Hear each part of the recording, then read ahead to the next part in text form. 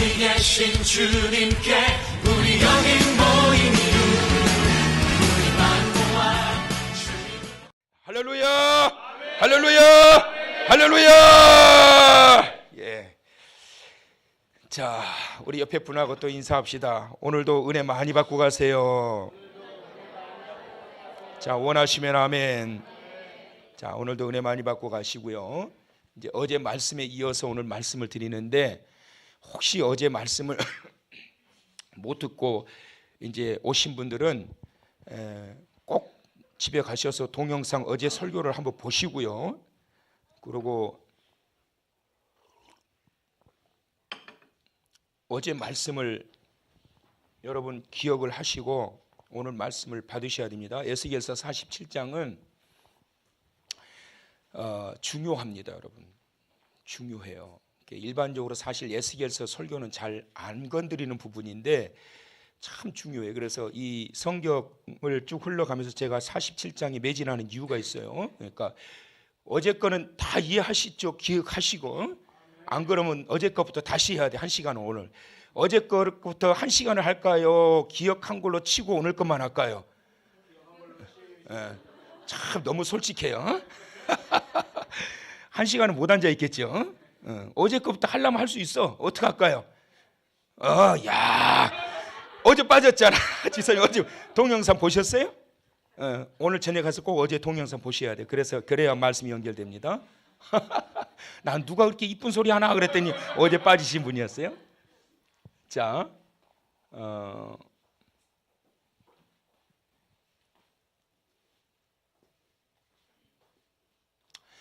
생명수, 지금 생명수에 대해서 말씀을 드리고 있어요. 자, 지금 우리가 이제 생명수를 에스겔서 47장의 말씀에서 이 생명수를 보고 있는데, 성경은 창세기 시작에서부터 요한계시록 마지막까지 생명수로 시작해서 생명수로 끝났다고 말씀드렸지요. 그래서 이제 창세기 2장 10절에 거기에 생명수가 나오게 되는데, 이 생명수는 에덴에서부터 시작을 해서 어디를? 동산을 적시고, 그렇죠? 그 다음에 어디로? 내 근원이 되어서 흘러내려가서 이것이 모든 살리는 생명수가 되었다는 거예요. 자, 그리고 요한계시록 22장 1절에서부터 2절, 여기에 이 생명수는 영생하게 하는 생명수죠. 자, 그리고 에스겔서 47장의 생명수, 여기서 여러분들이 하나 생각하셔야 될 게 뭐냐면, 일각에서 이제 간혹 에스겔서를 강해하시는 분들이 이런 주장을 하시는 분들이 계세요. 에스겔서 47장과 요한계시록 22장의 생명수가 나오는데 그것은 같은 맥락의 생명수다, 이렇게 말을 하는 분들이 계세요. 그런데 그것은 조금 한쪽은 맞고 한쪽은 틀린 거예요. 왜냐하면 에스겔서에서 말씀하고 있는 생명수의 의미가 달라요. 근본적인 모든 흐름은 같은데 의미가 다르단 말이에요. 지금 여기서 에스겔서 47장은 지금 무엇을 말씀하고 있느냐 하면 사해를 지금 말씀하고 있단 말이에요. 사해바다. 이 사해가 지금 어떻게 되느냐 하면, 자, 47장 8절을 이제 한번 읽어보십니다. 다 같이.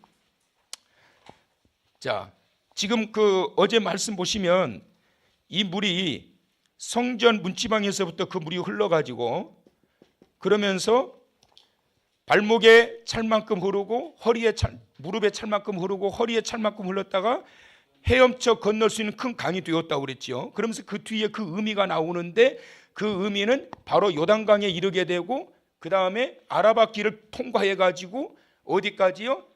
큰 바다, 그 큰 바다는 바로 사해바다를 의미하는 거예요. 사해바다까지 이르게 된다는 것을 말씀하고 있지요. 사해바다는 죽은 바다란 말이에요. 생명체가 없는. 자, 그런데 그 바다가 어떻게 된다? 8절. 자, 크게 읽어보세요. 시작.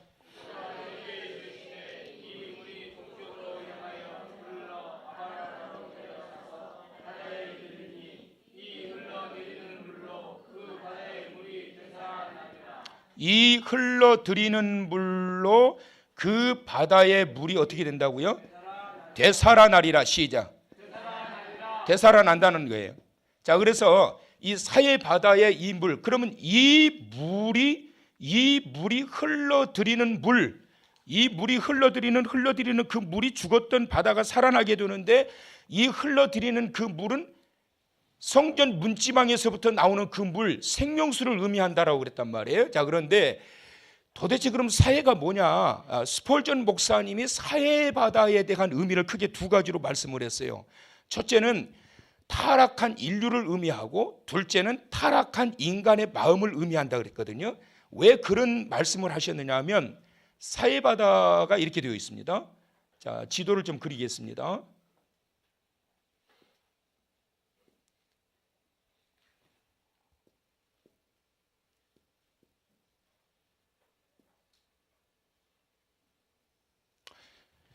여기가 이제 지중해 바다고요. 여기가 홍해 바다예요. 그리고 여기가 이제 애굽 지역이고요. 여기는 나일강이 흐르고 있습니다. 그리고 여기가 이스라엘 가나안 지역이고요. 여기가 이제 갈릴리 호수예요. 그리고 이게 사해 바다예요. 그리고 이게 요단강입니다. 이스라엘 백성들이 이렇게 건너 들어갔지요. 자, 여기 이렇게 보게 되면 나일강의 물은 지중해의 바다의 물이 세 강을 거쳐 가지고 한 줄기의 거대한 강, 젖줄 나일강을 이루어서 홍해바다로 빠져요. 그러니까 유입되고 빠져나가고 유입되고 빠져나가니까 항상 이 나일강 물은 마르지 않단 말이에요. 항상 이렇게 돌고 돌기 때문에. 그런데 이 사해바다는 지중해 물을 받아가지고 갈릴리, 여기는 뭐 어족 자원이 많지요. 바다에서부터 물이 들어오니까.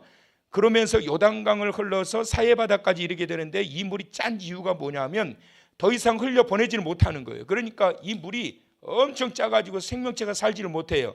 그래서 이 사해바다, 에스겔서 47장 사해바다를 되살아나게 하는 그 물, 바로 생명수의 물이 이 물을 되살아나게 하는데, 이 사해바다를 지금 스펄전 목사님이 의미하는 것이 뭐냐?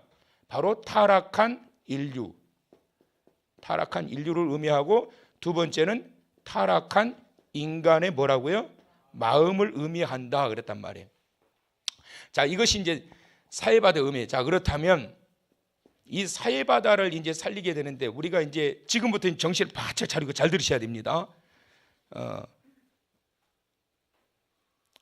정신 차리고 저만 쳐다보라고 그러신 게 아니고 정신 차리고 잘 들으시라고 그랬어요. 갑자기 정신 차리라고 그러니까 다 저를 주목하고 계시는데 쳐다보기만 하시면 안 되고 잘 들으셔야 돼요. 아셨죠? 자, 지금부터 자 10절을 읽어보세요. 이제 47장 10절. 자, 시작.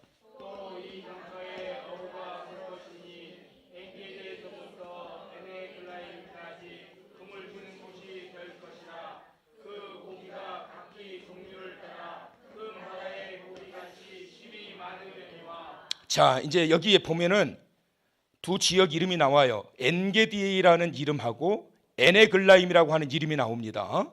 엔게디라고 하는 지역은 어떤 지역이냐면, 다윗이 사울을 피해 가지고 도망가다가 동굴에 들어가게 되는데, 사울이 마침 사울이 막 다윗을 잡으러 쫓아가다가 어디에 들어가냐면 뒷일이 급해진 거예요. 그래 가지고 동굴에 들어갔는데 거기가 엔게디 동굴이에요. 그런데 거기에 누가 있었냐면 다윗이 있었던 거예요. 그러니까 거기서 그냥 죽이려면 단방에 죽이죠. 일 보고 있는데, 옷 벗고 있는데 뭐 그냥 칼 뽑아가지고 찔러버리면 끝나는 거 아니에요. 그런데 어찌됐건 하나님이 세우신 저 왕을 내가 어떻게 심판할 수 있겠냐. 심판의 권한은 하나님에게만 있다. 그래서 건드리지 않아요. 그것이 이제 엔게디 동굴인데, 이 엔게디라고 하는 이 의미와 에네글라임이라고 하는 이 의미를 히브리인들, 유대인 히브리인들이 항상 이 숫자로 표현하기를 즐겨했는데, 1이라고 하는 숫자는 절대 숫자, 3이라고 하는 숫자는 하늘의 숫자, 4라고 하는 숫자는 세상의 숫자, 7과 10이라고 하는 숫자는 완전 숫자. 왜냐하면 세상과 하늘의 숫자가 더하여지거나 곱해졌기 때문에 이런 의미로 숫자의 개념으로 많이 활용을 했단 말이에요. 자, 그런데 엔게디라고 하는 이 의미를 히브리인들이 숫자로 어떤 숫자를 활용했냐면 17이라고 하는 숫자를 활용했어요. 자, 그런데 이 17이라고 하는 숫자를 누가 휴대폰 있으면은 1부터 17까지를 한번 더해보세요. 1 더하기 2 더하기 3 짬짬짬짬 해가지고 17까지 딱 더하면 153이 나옵니다. 이게. 그리고 에네글라임이라고 하는 이 숫자의 히브리적인 그 숫자의 의미가 153이에요. 자, 그러면 엔게디와 에네글라임이 153이라고 하는 숫자가 나오는데 153이라고 하는 이 숫자는 무엇을 의미하고 있느냐 하면 이것도 이제 히브리인들이 그 사고방식을 가지고 있었던 건데, 첫째는 하나님이 임재하시는 지성소, 하나님이 임재하시는 지성소. 둘째는 하나님의 아들 예수 그리스도로 상징한다라고 그렇게 봤던 거예요. 히브리인들의 사고방식이에요. 자, 요한복음 21장 11절에 이제 한번 봅니다. 자, 찾아보세요. 요한복음 21장 11절. 예수님께서 부활하시고 난 이후에 이제 베드로에게 나타나셨어요. 베드로가 밤새 막 고기를 잡는데 고기가 한 마리도 안 잡히는 거예요. 베드로는 어부였단 말이에요. 어렸을 때부터 늘 바닷가에 가서 하는 일이 고기 잡는 거였는데 세상에 밤새 그물을 던지는데 고기 한 마리가 안 잡히는 거예요. 그런데 예수님이 오셔가지고 뭐라고 한마디 하셨느냐 하면 배 오른편에 그물을 내려라 그랬는데 이렇게 잡힌 거예요. 자, 시작.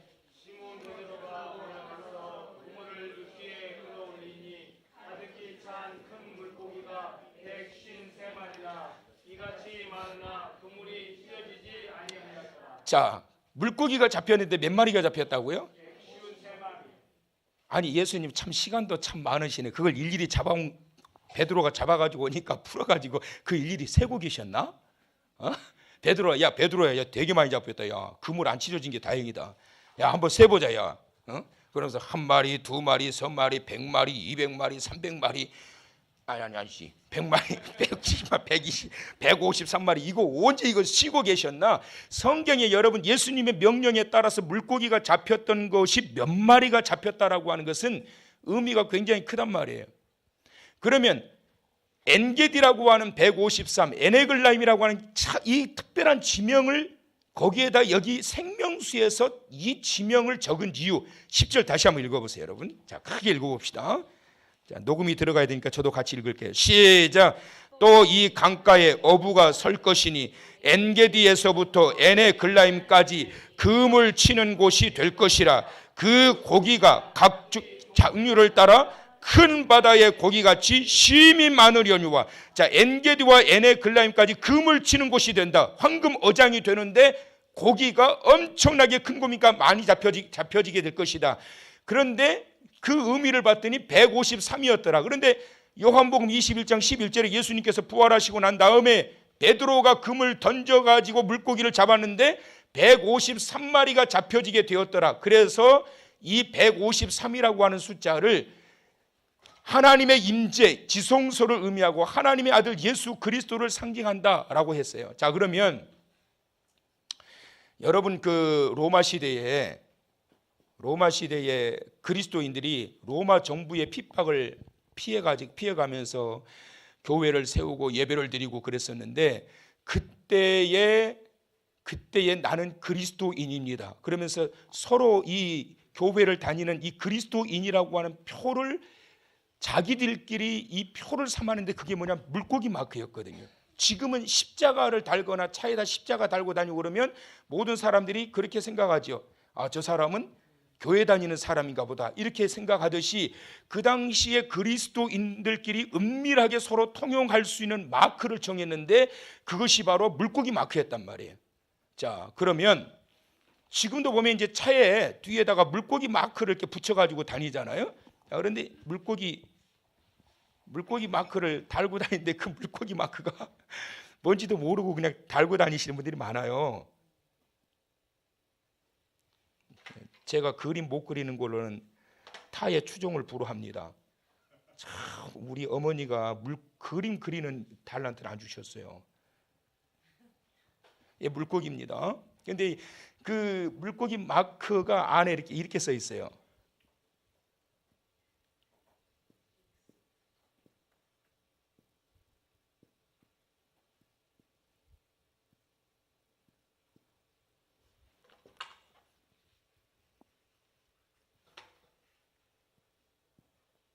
이렇게 돼 있어요. 이게 뭐냐면 익투스라고 하는 말이 익투스라고 하는 말이 무슨 말이냐면 물고기라는 말이거든요. 물고기라는 말인데 이게 헬라의 첫 자예요. 익투스. 그래서 첫 자는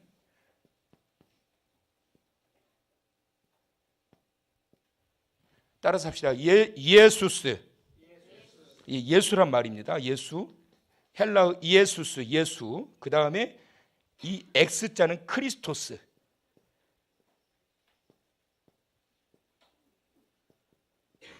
따라서 하세요. 크리스토스.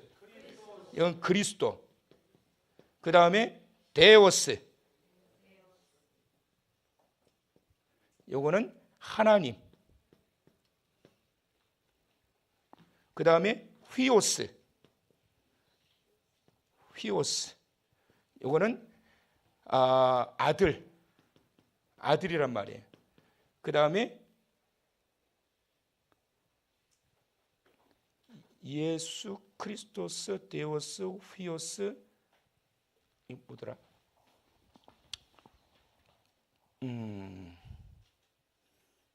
소테르.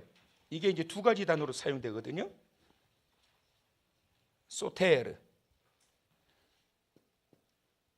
소테르. 이게 뭐냐면 구원자란 말이에요. 구원자. 자, 한번 따라서 해보세요. 예수스, 크리스토스, 데오스, 휘오스, 소테르. 그래서 이 첫자를 이렇게 해가지고 여기다가 붙였는데 이것이 익투스라는 말이고 이것이 물고기란 말이에요. 그런데 이것을 연결을 시켜서 예수스, 크리스토스, 데오스, 휘오스, 소테르. 그러면 예수 그리스도는 하나님의 아들이시며 구원자이십니다. 시작. 예수 그리스도는 하나님의 아들이시며 구원자이십니다. 시작. 예수 그리스도는 하나님의 아들이시며 구원자이십니다. 아무것도 모르고 뒤에다 차에 뒤에다 붙여놓고 다니지 마시고 누가 물어볼 거 아니에요. 그러면 유식하게 이야기하죠. 자, 예수스, 크리스토스, 데오스, 휘오스, 소테르. 자, 예수 그리스도는 하나님의 아들 그리스도입니다. 시작. 그 로마 정부의 핍박에 의해 가지고 그때 이들이 정말 박해를 피해 가면서 견디면서 자기들의 신앙을 지켜가게 되었는데, 그러면서 그때 이거를 붙여 가지고 본인들이 이 신앙을 지켜갔던 거예요.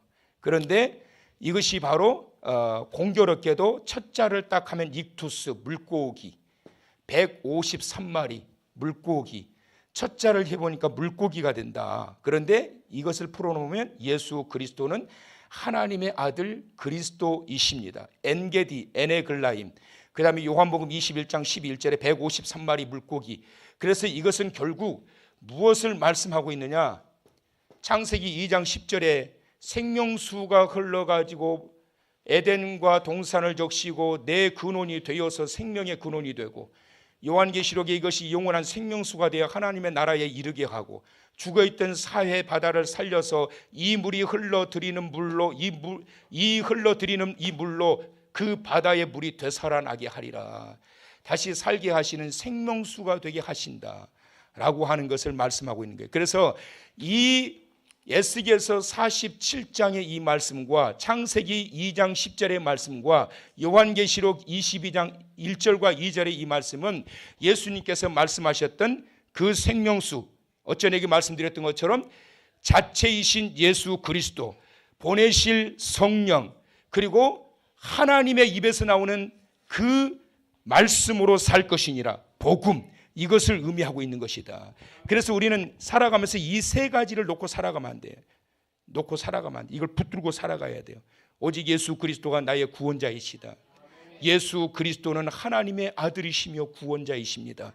이것을 모든 자들이 전부 다 부인하고 있었고, 그런 신앙을 가지고 있는 자들은 잡아 죽이려고 했던 그러한 살벌한 상황 속에서도 이것을 가슴에 붙이고, 나는 끝까지 이 신앙을 지킨다. 이 생명수야말로 나를 살려나가게 하는 거고, 썩어버리고 죽어버리고 타락한 인류와 타락한 인간을 유일하게 살릴 수 있는 사해 바다와 같이 썩어있는 이 물을, 생명의 근원의 물이 흘러서 그 바다의 물이 되살아나게 하시는 그 힘은 오로지 예수 그리스도 생명수가 되시는 예수 그리스도 보내신 성령의 능력과 주시는 그 말씀 복음을 통해서 살아나게 된다는 사실을 믿으시기 바랍니다. 여러분, 우리가 이 생명수의 비밀을 항상 생각하고 기도할 때마다 그걸 붙들고 기도해야 돼요. 주님, 오늘 이 시간도 생명수가 나의 생명수가 되시는 주님을 사모합니다. 생명수의 말씀으로 나를 오늘 이 시간도 새롭게 하여 주시옵소서. 그 생명수의 복음의 능력으로 오늘 이 밤 나가 변화되게 하여 주시옵소서. 생명수와 같은 보내신 성령의 충만함으로 새롭게 되게 하여 주시옵소서. 죽은 바다, 썩어 있는 바다, 타락한 바다가 그 물이 흘러들어 그 바다의 물이 살아나게 되리라, 살아나게 되리라, 살아나게 되리라. 할렐루야.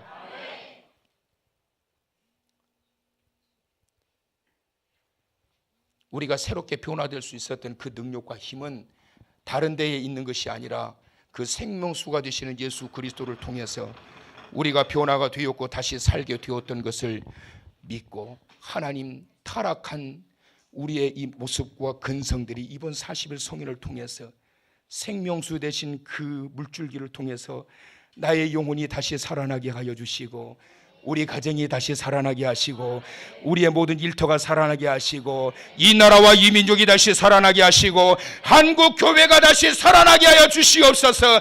에덴에서 나왔던 그 물이 동산을 적시고 내 근원이 되어 흘러가는 곳곳마다 생명이 이르게 되었던 것처럼, 성전 문지방에서 흘러나왔던 그 물이 흘러서 죽어있던 사해 바다를 다시 살아나게 하리라.